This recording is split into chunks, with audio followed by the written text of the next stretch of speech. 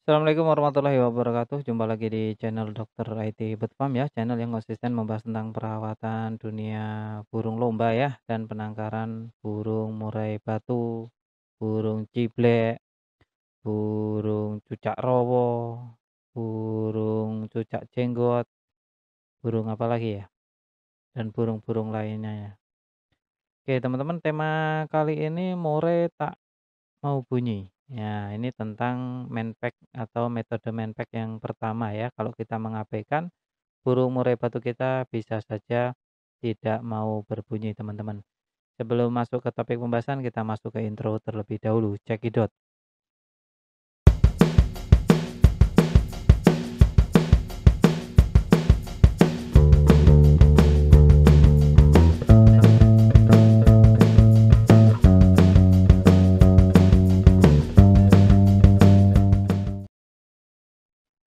Oke, teman-teman, ngomong-ngomong soal murai batu tidak mau bunyi itu, kita perlu berkaca diri, teman-teman, atau coba ke belakang tarik benang merahnya. Burung murai yang kita dapatkan dari mana? Soalnya kalau burung murai batu yang tidak mau bunyi itu biasanya dia ada keterkaitan dengan metode manpack yang pertama, yakni tentang mental. Nah, mental didapatkan dari mana? Mental didapatkan dari gen atau terah. Jadi kalau gennya adalah gen petarung atau gen memang gen prestasian untuk lomba-lomba atau kontes-kontes, itu untuk perawatannya relatif mudah, teman-teman. Jadi dari basicnya itu sudah ada, tinggal dikembangin sedikit jadi itu barang. Intinya seperti itu ya.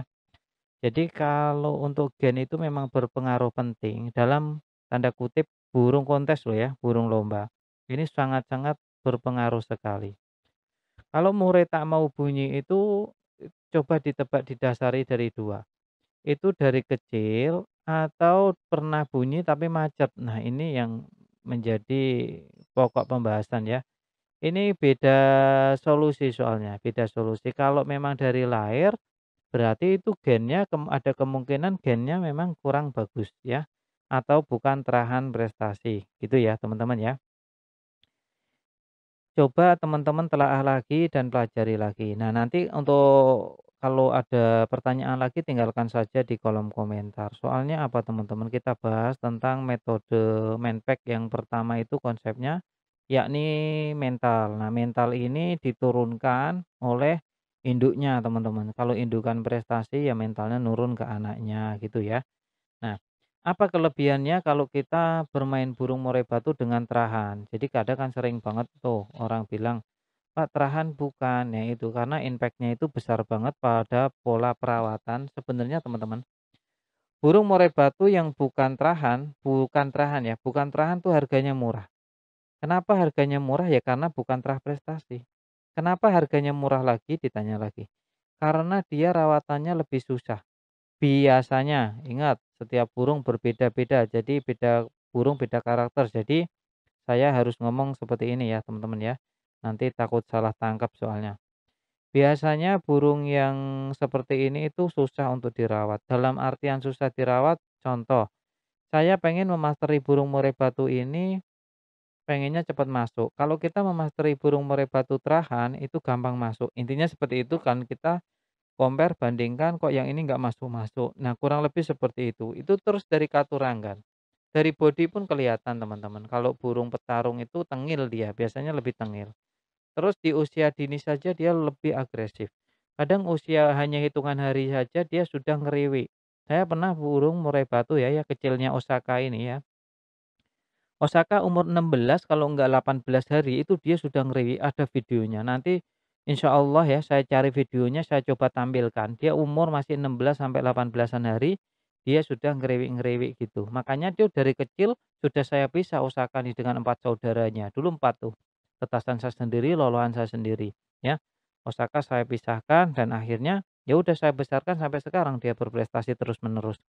Sampai sempat punya bini 12, dia masih prestasi losgan di, VMC ya, VMC. Terus dia juga pernah ikut event, seringlah dia sering ikut event-event APBN yang, Cucak Ijo Sejagat itu juga masuk, masuk 2 dulu. Pokoknya Osaka alhamdulillah teman-teman bisa diandalkanlah di kandang dokter IT Bird Farm. malah sekarang menjadi ikon utama Dokter IT Bird Farm. Nah, kita lanjut kembali lagi tentang, tadi ya teman-teman tentang, apa sih keuntungannya ketika kita memilih ngambil burung terahan. Untuk pertama mungkin itu ya teman-teman, dia gampang rawatannya ya, gampang rawatan, mudah dirawat, dan dia itu yang merawatnya itu juga merasa semangat, tidak merasa bosen gitu loh. Kalau ngerawat burung bagus sama ngerawat burung yang mohon maaf nih, yang cuma diem aja tentu aura kita pasti berbeda ya. Kadang burung gitu kita bosen mau ngapain ya kan, dijual nggak laku, nggak dijual kok ngasih makan terus, kan gitu kalau burung nggak bunyi. Terus aduh, akhir-akhirnya malah bukannya tambah seneng, malah kitanya pusing, akhirnya pusing, penyakitan, ngabisin duit banyak, kan gitu. Kalau melihara burung kan pengennya seneng, happy, nggak sakit-sakitan, kan gitu. Jadi bahagia, kan gitu, kalau burungnya bagus. Tapi terkadang kita terjebak di harga murah di awal. Yang kita investasikan itu harga murah. Nggak taunya rawatannya susah, butuh proses dan waktu, makan pikiran, tenaga, ya kan? Yang tidak bisa kembalikan waktu. Waktu yang untuk mengurus burung yang nggak mau ngerti itu kan kebuang sia-sia akhirnya. Dan kalau kita investasinya mikirnya, oke burung terahan mungkin lebih mahal sedikit. Tapi apa ya yang kita dapatkan dari harga mahalnya tadi? Yaitu mudah, terus kita jadi semangat, prospek ke depan jauh lebih bagus, dijual pun harganya masih bagus karena burungnya burung burung berkualitas. Poin pentingnya di situ sih teman-teman, hanya yang membedakan hanya di awalnya saja, biasanya di harga untuk burung murai terahan memang, sedikit lebih mahal. Nah itu ya, saya tidak ngomong semuanya loh, ada juga burung terahan itu malah lebih murah loh, cuma teman-teman aja belum mendapatkan yang itu, gitu. Kalau pas faktor beruntung, faktor X, mohon maaf nih, si A menangkarkan burung berprestasian dan momen itu si A harus membutuhkan dana darurat yang memang benar-benar untuk anaknya, sekolah lah, untuk ongkos, untuk makan lah, yang mau tidak mau harus menjual burungnya dengan harga murah padahal itu burung berprestasian. Ini bisa terjadi teman-teman. Sedangkan yang menjual burung biasa saja orang kaya, nggak butuh duit, jual semau-maunya ya kan. Harga segitu aja dibilang murah karena orang kaya sih, akhirnya laku kejual mahal. Ini bisa bisa kebalik teman-teman, harganya bisa kebalik ya.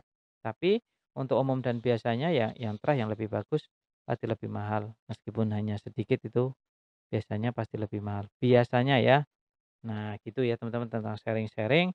Murai batunya kenapa nggak mau diem, terus solusinya gimana ya? Solusinya kalau teman-teman kembali lagi ke teman-teman, cari permasalahannya dan kelarkan solusinya. Kalau permasalahannya ketemu nih, burungnya bukan terahan ya ganti. Kalau teman-teman mau cepet, ya kan. Tapi kalau teman-teman mau berproses, mau buang waktu lagi, ya tungguin, tinggal dirawat, lanjutin. Nah, untuk bagaimana terapi rawatan harian, ya ikutin terus channel ini, yang lain juga kita bahas kok, konten-kontennya lain juga silakan teman-teman cari, mulai dari pengembunan, mulai dari, terapi air ya, seperti itu ya teman-teman, itu sudah kita bahas. Cuma konten kali ini kita membahas mengenai metode Menpack yang pertama tentang mental tadi, takutnya nanti soalnya beda ini teman-teman ya, kalau mental bagus sama mental mohon maaf kurang bagus itu beda perawatannya. Karena kalau untuk yang bagus itu nggak perlu perawatan yang aneh-aneh, udah burung mental bagus, kasih makan aja rutin, udah nggak usah mikirin emosi birahi, kita nggak usah mikirin itu teman-teman, kita fokus ke nutrisinya saja. Kita kasihkan nanti kan momennya birahi kan juga dia birahi, momennya emosi ya pasti kita jemur juga dia nanti, seiring bergulirnya waktu juga, emosinya juga ada dan, burungnya pas banget dengan momen birahinya. Jadi kalau kita hanya ngejar emosi birahi nanti malah burungnya kacau ya. Burungnya malah kacau. Jadi kita fokus kita ke nutrisi saja, apalagi kalau kita rawatan masih burung muda yang burung labil ya, burung bisa stabil. Itu ya teman-teman tentang sharing burung murai batu ndak mau bunyi metode Menpack yang pertama. Salam lestari, salam prestasi.